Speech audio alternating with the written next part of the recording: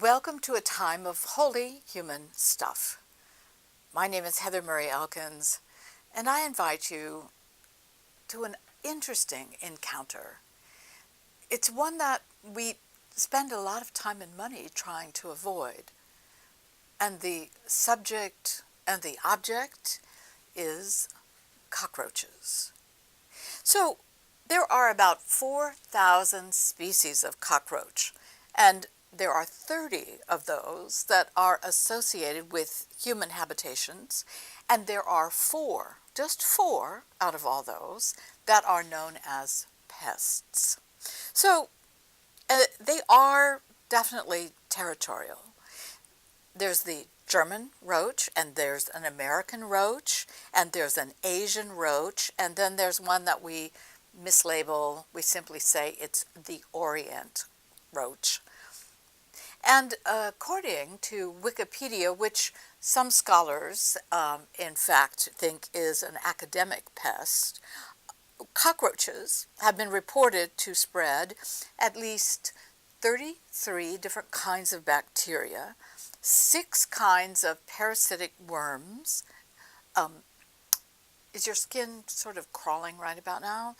And at least 7 other kinds of human pathogens. And they can pick up germs on the very spines of their legs and bodies as they crawl through decaying matter, which they love and are attracted to, or sewage, which they like even better. And then they carry these onto food and onto food surfaces. If you don't know what I'm talking about, you obviously are not living in this century.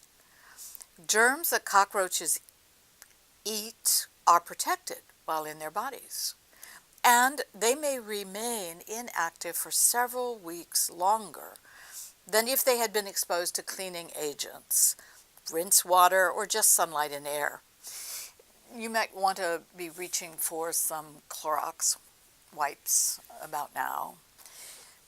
Now, recent medical studies have shown that cockroach allergens cause severe allergic reactions in inner cities, and in rural places as well, but please substitute the word inner city or very rural for poor.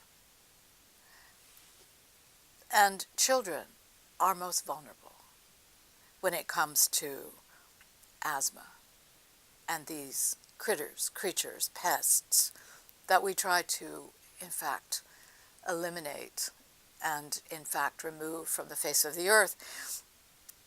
You could call them the house guests of Satan. That's not even understating it a little bit. Killer cockroaches. Some of you might be old enough to remember a famous movie character, Scarface, who basically said, "I hate those cockroaches." It was a famous line. But I could also supply a story closer to home. In our growing up, we certainly recognized this creature, these one of 4 kinds that prefer human habitation. But my mother had an allergy to this notion of using chemicals on these creatures. She feared the chemicals more than the creatures. So, as children, we were subjected to midnight cockroach murders. She would get up in the dark, which they like, in the kitchen, flip on the light, and proceed to whack them with wet towels, smash them with brooms.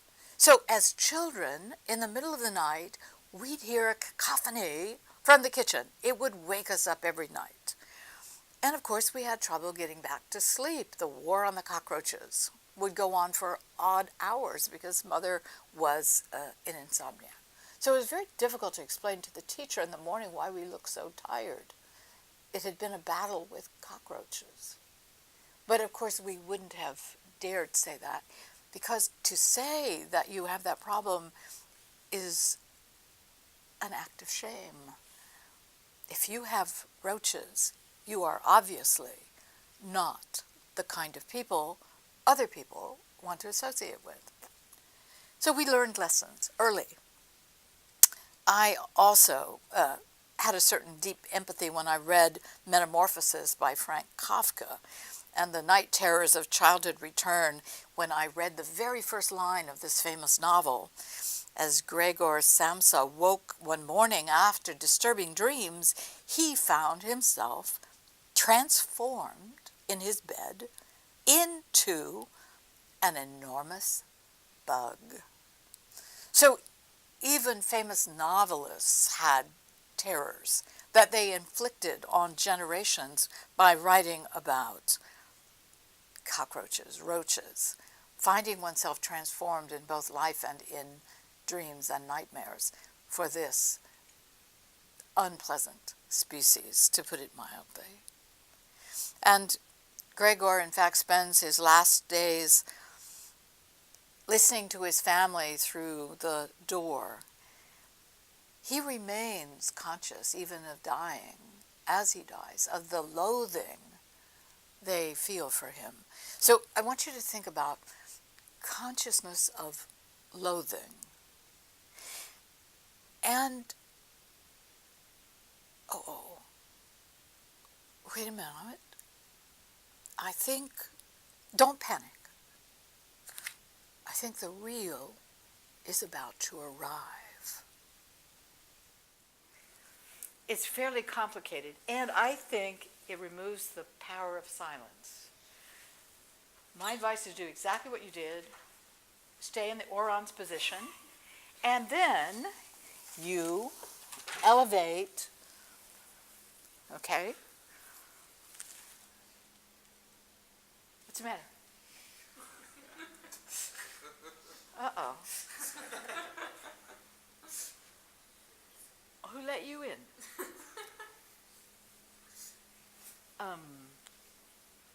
What are you?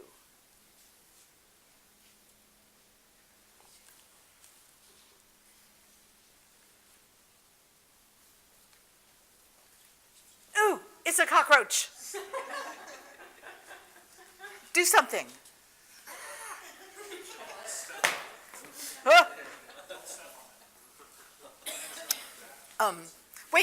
Wait, no, this is not for you. Right? No, this is definitely not for you, right? We don't want cockroaches, right? No cockroaches. We do not have an open table for cockroaches, right? Okay. Well, you know why? Don't let her get too close. Don't let her get too close. What? If you see cockroaches, what do you know about that kitchen? It's dirty. Oh, yes. It's dirty. Or it's infested. Or it's Unclean. Mm-hmm. And all those words are what's the matter with poor people. Right? Unwelcome. Right. You do not want, look at this wonderful white. I'm sorry. I don't care what we say about open tables. You are not welcome. Ooh, she's touching him. Where's the raid? So, I scratch out a living on the floor. Kind people will show me the broom or the door. Unwanted, rejected, poorer than poor. I scuttle away, feeling shamed and unsure. I'm just a cockroach, you will say. So creeping and crawling, I'll hide by the wall. Vermin and dirty, you'll not let me stay. I'll see your actions, and I'll hear you all. The table is open, but does that mean me? A place to be honored, a place to be free, a place where the downtrodden find they can rest. Well, that was kind of you. A place where the filthy can find they are blessed. For now I will wait. Oh, can this be the day? I lurk in the shadows. I hear what you say. The sinners are welcome, this banquet to share. The rich are well fed. Have you no love to spare?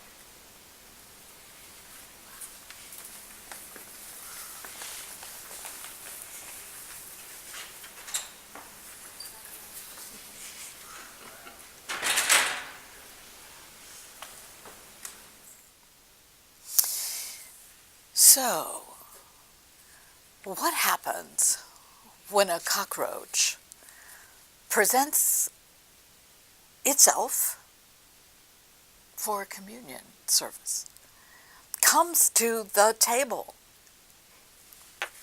in a present situation, and asks to share in the meal, which is a means of grace for the human community? Well, some traditions insist that only the baptized and those who are confirmed can receive communion.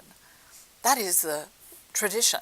And that has a point to say we don't serve other species. We are only dealing with humans. I don't know what we're going to do if we ever encounter aliens. However, United Methodists invite all who seek Christ, repent of their sin, and seek to be at peace with their neighbors. Now, it does say that we understand the sacrament to be a means of grace. Therefore, if you feel called, it does not matter that you have not been baptized. If you feel called to the table, that is a means of grace. John Wesley always understood that. Called, you should be fed. And hopefully that feeding will create the thirst for righteousness that will lead you to want to encounter the community called Christians.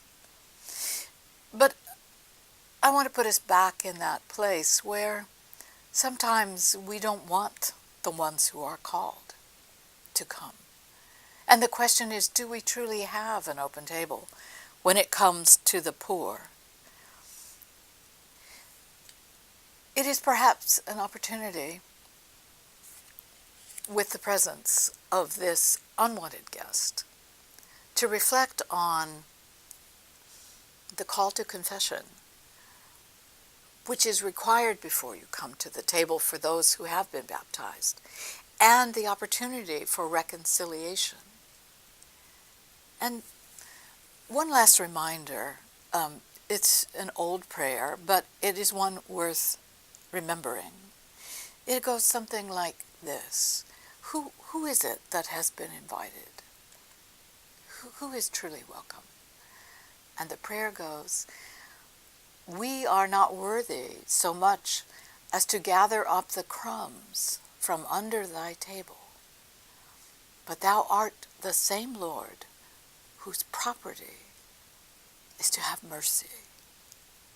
And so we, pests all, have been invited. And the table is ready.